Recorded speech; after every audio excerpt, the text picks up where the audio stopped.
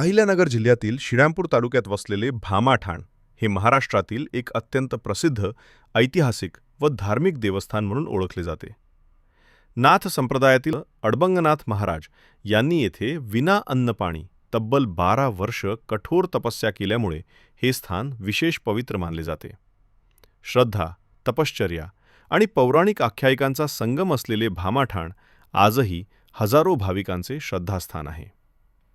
पौराणिक कथेनुसार प्रभू श्रीराम वनवास काळात या परिसरातून गेले असता त्यांच्या डोळ्यातून पडलेले अश्रू ज्या ठिकाणी भूमीवर पडले त्या ठिकाणी स्वयंभू शिळा निर्माण झाली. ही शिळा आजही देवस्थानात भाविकांच्या श्रद्धेचे केंद्रबिंदू आहे. या घटनेमुळे भामाठाणला विशेष धार्मिक महत्त्व प्राप्त झाले असल्याचे मानले जाते. नाथ संप्रदायाचे उपासक असलेल्या अडबंगनाथ महाराजांनी येथे केलेली तपस्या ही अलौकिक मानली जाते.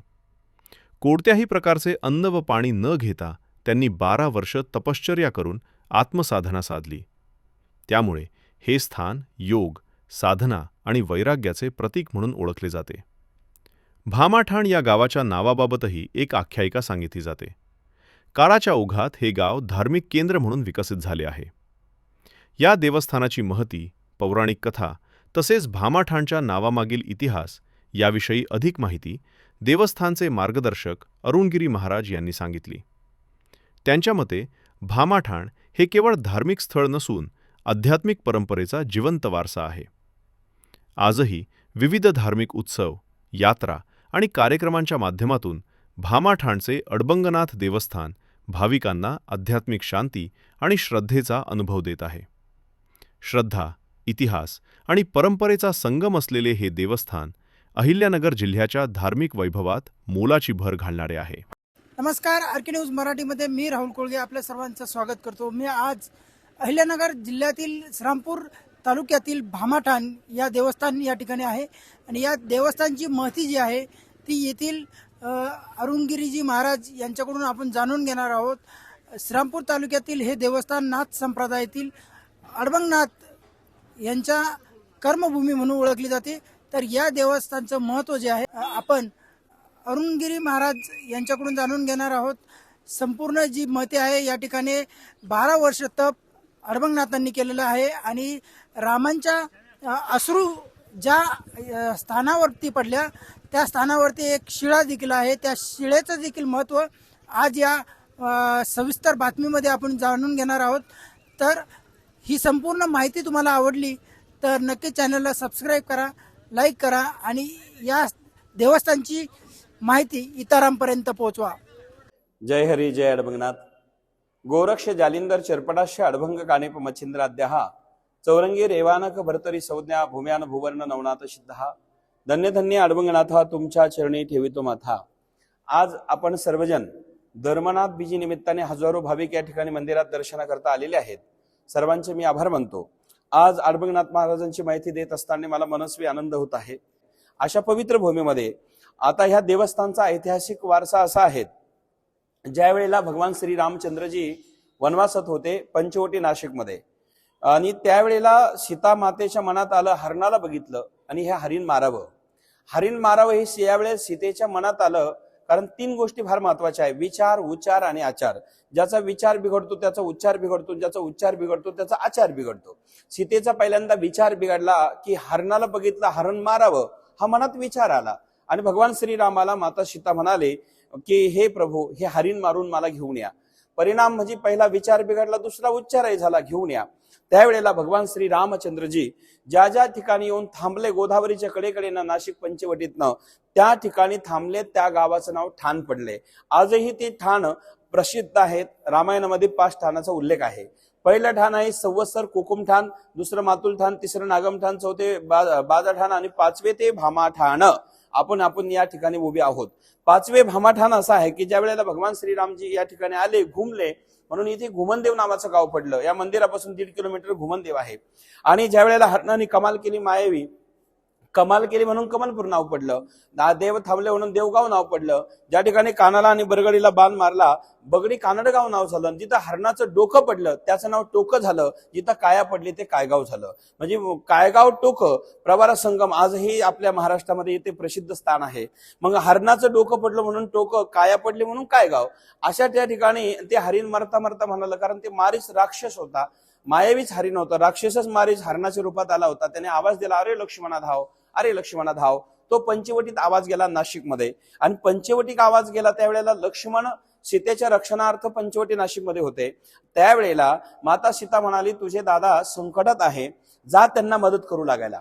त्यावेळेला त्यांना मदत करायला जा म्हटल्यानंतर मदत करू लागायला जा ज्या वेळेला शब्द वापरला पंचवटी नाशिक मधून, पण लक्ष्मण संत आहे, राम भगवंत आहे, आणि आजची सीता साधक आहे.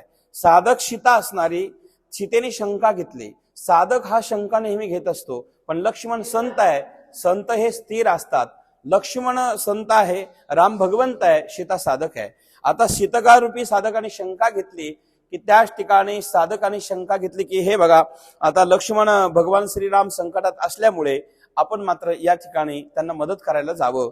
लक्ष्मण म्हणाला, जगातलं संकट दूर करण्याकरता माझ्या दादानी अवतार घेतलेला आहे, तो कधीही संकटात येणार नाही, चिंता करू नको. पुन्हा आवाज आला, लखन मुझे बचाव, लखन मुझे बचाव, लखन मुझे बचाव. असं करता करता 4-5 वेळेला झालं. सीता माता अशी म्हटली की बघ लक्ष्मणा, तुला काय वाटतं, राम मारावा मी तुझी व्हावी, हे कदापि शक्य नाही. लक्ष्मणाने हात जोडले, माते मोठी भाऊजाई आईप्रमाणे असते, का हे तू असणार शंका घेतीस, जातो मी आता रामाच्या रक्षणाकरता, पण रक्षण नाही करू शकणार माते. पण रामाच्या त्या ठिकाणी लक्ष्मणाने बाण काढला, रेष मारली, आणि रेष मारल्यानंतर सांगितलं की या रेषेच्या बाहेर तू जाऊ नको. आई सीतेला विनंती केली, ही धर्मरेषा आहे, मर्यादा रेषा आहे, कर्तव्य रेषा आहे, या रेषेच्या बाहेर जर तू गेली नाहीस तर तुला जगातली कुठली संकट बाधा होणार नाही. आणि म्हणून लक्ष्मणाने रेषा मारून निघून आले. आता ती रेषा धर्माची होती, मर्यादा होती, कर्तव्य होते. जे माणसं मर्यादेच्या आत राहतात, कर्तव्याच्या आत राहतात, तोपर्यंत विश्व रक्षण करत असतो. पण जे माणसं मर्यादाच सोडून देतात, जग त्याचं निंदा करत असतं. आणि मग ती रेषा, रावण साधूच्या रूपात आला, सीता माता बाहेर गेली, रावण घेऊन गेला सीतेला आकाशमार्गे. परिणाम असा झाला, कारण सीतेच्या मर्यादा तुटल्या, रेषा उलंडली, आणि म्हणून माता सीता आकाश मार्गाने रावण पंचवटी म्हणजे नाशिकमध्ये पंचवटीतनं लंकेला घेऊन गेला. परिणाम लक्ष्मण रामाच्या शोधार्थ इकडे आले, आणि रामजी कायगाव टोक्यावरनं सीतेच्या शोधार्थ पलीकडे निघाले. दोघांची भेट जिथं झाली ते हे ठिकाण आहे. रामाने लक्ष्मणाला बघितलं, लक्ष्मणाने रामाला बघितलं, आणि रामाचे शब्द मुखातून निघाले. तुळशीदास रामायणामध्ये वर्णन करतात, लखन तू सीता को छोड़ के क्यों आया भाई, आसुर निकर फिरे बनमाही, आसुर निकर फिरे बनमाही, मम मम सीता आश्रम नाही, तू सीता को छोड़ के क्यों आया भाई, इस कुटिया में आश्रम में सीता नहीं होगी, तू सीता को छोड़ के आया लखन, ऐसा क्यों किया. लखन ने कहा, भाभी ऐसी बोली थी भैया कि मैं आपके सामने वो बात नहीं बोल सकता, कर क्या आना पड़ा. ठीक है. मग सीतेच्या विरहाने राम लक्ष्मणाच्या गळ्यात पडून रडले, आणि ती असणारे धरणी माता भिजल्या गेली. राम अश्रू धरणीवर पडले, रामाच्या अश्रूंनी माती भिजली, आणि त्याची एक स्वयंभू शिळा तयार झाली. ही त्रेतायुगातली कथा, तीच ही शिळा आहे. आता ही शिळा बघा, इथे कोणी घडवली नाही, कोणी बसवली नाही, ही स्वयंभू आहे. ही त्रेतायुगात तयार झालेली शिळा आहेत, आणि ही स्वयंभू शिळा इथं कोणी घडवली नाही, बसवली नाही. या शिळेवरती अडबंगनाथ महाराजांनी 12 वर्ष तपश्चर्या केलेली आहे. ही स्वयंभू आहे. हिच्याकरता, या जीर्णोद्धाराकरता हे मंदिर बांधलेलं आहे. गुरुवारी नारंगिरी महाराज सरला बेटाचे महंत, त्यांनीच माझ्याकडे ही सेवा दिली, आणि आज ही शिळा प्रत्यक्ष अनेक हजारो लाखो भाविकांची कामना पूर्ण करत आहे. जो कोणी श्रद्धेने या शिळेपुढे येऊन साधना करतो, भक्ती करतो, आणि याच ठिकाणी शिळेवरती तपश्चर्या केली. या शिळेचं महत्व काय आहे? पहिला आहे रामाच्या अश्रूंनी तयार झाली सीतेच्या विरहामुळे. दुसरं कारण आहे, या शिळेवरती अडबंगनाथांनी 12 वर्ष तप केलं. मात्र रामायणातलं 14 अध्याय भावार्थ रामायण, सर्व इतिहास इथला आहे. भावार्थ हा रामायण 14 अध्याय इथला संपूर्ण इतिहास आहे. परिणाम असा झाला, पण त्याच ठिकाणी नवनाथ ग्रंथाच्या 33-34 अध्यायामध्ये हा संपूर्ण इतिहास नवनाथामध्ये पण आहे. परिणाम असा की गोधातडी भामानगर तया ऐरण्यात एक गौर कुमार. ज्या वेळेला शिवबाबा आणि ज्वालामाई यांचे पुत्र माणिक शेतकरी शेती करत असताना या शिळेवर येऊन बसायचे, थांबायचे, आणि शेती करता करता एक घटना घडली. दुपारची वेळ होती, आणि दुपारच्या वेळेला जेवायला बसले. जेवताना एक संत आले, ते होते गुरु गोरखनाथ महाराज. गोरक्षनाथाने त्या माणिकाला बघितलं, या शिडेवर बसलेला मुलगा बघितला, जेवायला भूक लागली म्हणून माणिकाने प्रश्न केला, गोरक्षनाथाने प्रश्न विचारला, बाळा मला काही भिक्षा मिळेल का, मला अन्न मिळेल का? तो माणिक म्हणाला, महाराज एक चतकुर भाकर नाही, अर्धी भाकर नाही, संपूर्ण शिदुरी तुम्ही घ्या, जे काही आपल्याकडे भाकरी बांधलेल्या होत्या त्या संपूर्ण भाकरी गोरक्षनाथाला अन्नदान दिलं. गोरक्षनाथ महाराज जेवले, तृप्त झाले, अन्नदान झाल्यामुळे आत्मतृप्त झाला. आणि आत्मतृप्त झाल्यावर गोरक्षनाथ म्हणले, बाळा तुझं नाव काय सांग ना. माणिक शेतकरी म्हणाला, महाराज आता तुमचं जेवण झालं ना, रस्ता धरा, माझं नाव कशाला विचारता, आता तुम्ही चालायला लागा. गोरक्षनाथ म्हणाले, बाळा तरी पण तुझं नाव काय सांग ना. महाराज माझं नाव माणिक शेतकरी आहे. माणिक नाव आहे, शेती करता म्हणून मला लोक माणिक म्हणतात, तर माझं नाव माणिक आहे महाराज. मग माणिका मी तुझ्यावर प्रसन्न आहे असं गोरक्षनाथ म्हणाले. काय लागतं ते मागून घे, काय लागतं ते मागून घे. माणिक म्हणाला, महाराज तुम्ही मला काय देणार, तुम्हीच भुकेने व्याकुळ झाले होते, आता तुम्हालाच भूक लागली, तुम्ही मला काय देणार आहात, तुम्हाला काही देणार नाही, जा रस्ता धरा. गोरक्षनाथ म्हणले, हा जरा मुलगा आडबंगच दिसतो. आडबंग दिसतो म्हटल्यानंतर सांगितलं, अरे बाळा मी तुझ्यावर प्रसन्न आहे, तुला काय हवाय मागून घे, मागून घे. त्यावेळेला माणिक शेतकरी म्हटला, महाराज तुम्ही मला काही देणार नाही, तुम्हालाच काय लागत असेल तर माझ्याकडे मागून घ्या. उलटा बोलला. गोरक्षनाथ महाराज संत होते, थोर योगी होते. त्यांनी सांगितलं, बाळा काय देशील? म्हटले, प्राण जरी मागितला तरी मी देईल. म्हणले, प्राण जरी मागितलं तरी मी देईल. गोरक्षनाथ म्हणले, माणिका प्राण नको देऊ, पण मला तुझं मन दे. माणिक म्हणाला, अरे जोगड्या, मन घेऊन काय करशील, कारण भाकरी मागितल्या असत्या तर टोपल्याभर बांधून दिल्या असत्या, मन घेऊन तू काय करणार आहात?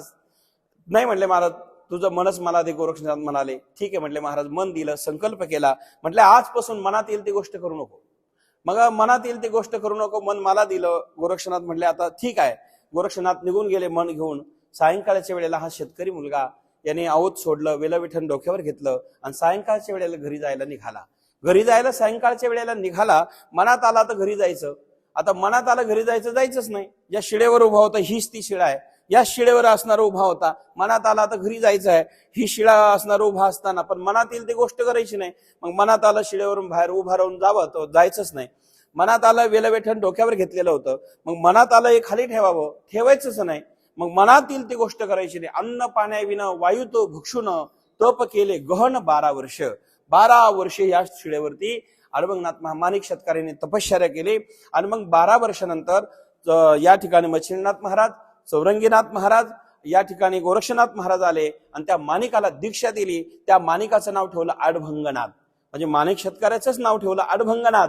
आणि सांगितलं की माझा आशीर्वाद आहे, आता लोकांवर भक्तावर जे काही संकट येतील ते संकट भंग करण्याची ताकद या नवनाथापैकी अडभंगनाथात राहील. त्या अडभंगनाथाला नाव दिलं, म्हणून त्यांचं नाव अडभंगनाथ झालं. आणि दुसरा आशीर्वाद दिला की चंद्र सूर्य असेपर्यंत तू चिरंजीव राहशील. मग बाकीच्या नाथांच्या समाधी आहे, पण अडभंगनाथाची समाधी जगात कुठेही नाहीये. अडभंगनाथाचे असे स्थान 52 ठिकाणं आपल्या देशामध्ये आहेत, अनेक ठिकाणी आपल्या राज्यामध्ये, महाराष्ट्रामध्ये 8 ते 10 ठिकाणं आपल्या राज्यामध्ये आहेत, आपल्या परिसरात 7, 8, 10 आहेत. म्हणून अशा ठिकाणी अनेक ठिकाणी अडभंगनाथाचे स्थान आहे, कारण ते फिरत राहतात, समाधी नाही. मग ही तपोभूमी आहे. आणि सांगितलं की आजपासून चंद्र सूर्य असेपर्यंत तू चिरंजीव होशील. नवनाथापैकी 3 नाथ चिरंजीव आहे, चरपटी, चौरंगी आणि अडभंगीनाथ. हे 3 नाथ चिरंजीव आहे आणि नाव ठेवलं अडभंगनाथ. सांगितलं की तुझी जी भक्ती करतील त्यांची सर्व कामना पूर्ण होईल. असा हा अडभंगनाथांचा इतिहास आहे. आणि ही अडभंगनाथाची 12 वर्षे तपोभूमी आहे. या शिळेवरती अडभंगनाथांनी तप केलं. ही त्यांची जन्मभूमी, ही त्यांची कर्मभूमी. गोदाटती भामानगर तया ऐरण्यात एक गौरकुमार. गोदावरीच्या कडेला हे गाव आहे आणि भामानगर नावाचं गाव. आता त्याला भामाठाणही म्हणतात आणि भामानगरही म्हणतात. रामायण ग्रंथामध्ये ठाण आहे, नवनाथ ग्रंथामध्ये नगर आहे. कारण ठाणाला नगर वसलेले आहेत. नगर म्हणजे लोक राहण्याची वस्तीच, आणि लोकांनी ज्या ठिकाणी राम थांबले म्हणून ठाण, असा दोन्हीचा इतिहास या ठिकाणी आहे. मग असं पवित्र स्थान माझे सद्गुरू नारंगिरी महाराज सारलाबेटचे महंत, त्यांनी हे देवस्थान या असणारं खऱ्या अर्थाने हे देवस्थान लोपलेलं होतं, ते मात्र समाजापर्यंत आणलं. अशी अनेक देवस्थानं गुरुवारी नारंगिरी महाराजांनी समाजापर्यंत आणलेले. भद्रामारुती देवस्थान, आपण त्याला खुलताबाद म्हणतो, भद्रामारुती म्हणतो, तिथलं जे देवस्थान आहे समाजाच्या परिचित नव्हतं, पण आमचे सद्गुरू नारंगिरी बाबांनी जगाला दाखवलं आणि आज मोठं तीर्थक्षेत्र भद्रामारुती आहे तिथे. आज तसेच ही अडभंगनाथाची तपोभूमी, अडभंगनाथ महाराजांनी तप केलेलं हे स्थान, इतकं पवित्र स्थान मात्र लोप पावलेलं होतं, एकांतात होतं. आणि मात्र सद्गुरू नारंगिरी बाबांनी 2003ला या ठिकाणी येऊन मला मठाधिपती केलं. 2005 विजयादशमीला सद्गुरू नारंगिरी महाराजांनी विजयादशमीच्या दिवशी याच ठिकाणी, याच भूमीवरती भूमिपूजन केलं आणि मंदिराचा जीर्णोद्धार सुरू केला. 5 पासून 2014 पर्यंत मंदिराचं काम चालू होतं. तामिळनाडूचे लोक होते, 9 वर्षे कामाला लागले आणि मग मात्र जगद्गुरु शंकराचार्य आणि आधी करून साधू संत गुरुवारी भास्करगिरी महाराज, रमेश गिरीजी महाराज आणि जंगली महाराज अशा अनेक संतांच्या हस्ते मूर्ती प्राण प्रतिष्ठा झाली. वरती मूर्ती बसवलेली आहे, आपण तेही बघणार आहोत. आणि हे सगळं करत असताना मंदिर पूर्ण झालं, पण एक संकट आलं, दुष्काळ पडला, पाणी नाही. आता मंदिराला पाणी नाही, इथून एकही गाव जवळ नाहीये, रस्ते नाहीये, अरण्य आहेत, लाईट सुविधा, पाणी सुविधा काहीच नाही. मग नाथाला प्रार्थना केलं की महाराज आता पाण्याची व्यवस्था करावं लागेल. तर पाण्याची व्यवस्था करावं लागल्या म्हटल्यानंतर सद्गुरूंची कृपा आणि अडबंगनाथाचे आशीर्वाद की या ठिकाणी आमच्या एका मुलाच्या स्वप्नात अडबंगनाथजी आले आणि त्यांनी सांगितलं की या ठिकाणी सद्गुरूंनी जे सांगितलेलं आहे ते करा आणि माझं 1000 वर्षाचे तीर्थ प्रगट होईल. परिणाम असा झाला, या मंदिरामध्ये कळसाला पाणी कमी पडलं आणि याच मंदिरात आता आपण ही शिळा बघत आहोत, इकडच्या बाजूला, पश्चिमेच्या बाजूला, पूर्वीच्या आणि ईशान्येच्या बाजूला 1000 वर्षाची अडबंगनाथाची विहीर प्रगट झाली मंदिरामध्ये. जे कोणी देव मानत नसेल आजच्या काळात त्यांनी खऱ्या अर्थाने इथं या देवस्थानला यावं, भामानगर भामाठाणला हे तीर्थ पाहावं. 1000 वर्षाची विहीर बारो मंदिरात प्रगट झाली. मंदिरामध्ये बांधल्यानंतर कधी प्रगट विहीर झालेली आजपर्यंत कुठेच पाहिलेली नाही. पण हे असं जगाच्या पाठीवर आश्चर्याचं स्थान आहे. ही शिळा कोणी घडवलेली नाही, रामाच्या अश्रूची आहे आणि अडबंगनाथाची तपोभूमी आहे. आणि अडबंगनाथ महाराजांच्या शेती करत असताना जी विहीर ती प्रगट 1000 वर्षाची मंदिर बांधल्यानंतर निघाली. आपण तिचं दर्शन आता भाविकांना दाखवणार आहोत, घेणार आहोत. तर ती दर्शन बारव निघाली, तीर्थ निघाले, त्यामध्ये गंगा यमुना सरस्वतीचा वास आहे, ते तीर्थ. आणि मग त्याच पाण्यावरती या मंदिराचं काम कळसाचं पुढचं पूर्ण झालं. असं हे पवित्र स्थान अडबंगनाथाचं आहे. या ठिकाणी धर्मनाथ बीज दरवर्षी होत असते. गेले 23 वर्ष झाले धर्मनाथ बीज या ठिकाणी सुरू आहे. हजारो भाविक अन्नदान घेत आहे. अन्नदान या ठिकाणी चालू असतं, कीर्तन होतात, सत्संग होतो आणि या ठिकाणी गुरुकुल चालू आहे, गोशाळा आहेत. या गुरुकुलामध्ये अनाथ सरात विद्यार्थी, अनेक लांब लांबचे विद्यार्थी शिकतात आणि शिक्षण क्षेत्र आहेत. म्हणजे अध्यात्म, ज्ञान आणि विज्ञान दोन्हीची असणारी सांगड घालून हे गुरुकुल आहे. ज्ञानम विद्या सहितम यज्ञत्वा मोक्षेशी शुभात राजविद्या राजगुह्यम पवित्र मित्तमम. ज्ञान आणि विज्ञान दोन्हीची सांगड घालून या असणारं देवस्थान काम करत आहे. म्हणून आपणही सर्व भाविकांनी एकदा तरी या देवस्थानाला भेट द्यावी आणि अडबंगनाथ महाराजांच्या तपशिडेचं दर्शन घ्यावं. अडबंगनाथ महाराजांच्या काळातली 1000 वर्षाची विहीर बारो ते तीर्थ पाहायला यावं आणि त्या तीर्थाने हजारो प्रकारचे आजार नष्ट होतात. हा हजारो भाविकांचा आदेश आहे. आज या धर्मनाथ बीजच्या काल्याच्या निमित्ताने सांगायला आनंद होतो आहे की या ठिकाणचं हे देवस्थान आपल्या जिल्ह्यापुरतं, राज्यापुरतं नाही, तर आता विदेशातले लोक आज पाहिले आपण 2-4 देशातले लोक आलेले आहेत. कॅनडाचे आणि जर्मनीचे आहे, अमेरिकेचे आहे, अशा अनेक देशातले, युरोपचे लोक आलेले आहेत, आपल्या राज्यातले आहेत. असे लोक येऊन या ठिकाणी भक्ती करतात आणि समाधान प्राप्त करतात. पुनश्च आपल्या सर्वांना मी धन्यवाद देतो आणि धर्मनाथ बीजच्या वतीने सर्व भाविकांसाठी अडबंगनाथाच्या चरणी प्रार्थना करतो की सर्व समाज सुखी व्हावा, अंधश्रद्धा नष्टी व्हावी आणि समाजाला श्रद्धेने भक्ती करायला, परमार्थाला दिशा मिळावी. श्रद्धा ही डोळस असावी, अंध असू नये, पण अति डोळसही असू नये. अति डोळस हे दुःखालाच कारणीभूत आहे आणि अंधश्रद्धा हे दुःखाला कारणीभूत आहे. श्रद्धा ही शुद्ध असावी, सात्विक असावी, तेव्हा सुख समाधान प्राप्त करून देते आहे. या ठिकाणी तशीच आपल्या सर्वांवरती अडबंगनाथाची कृपा राहू.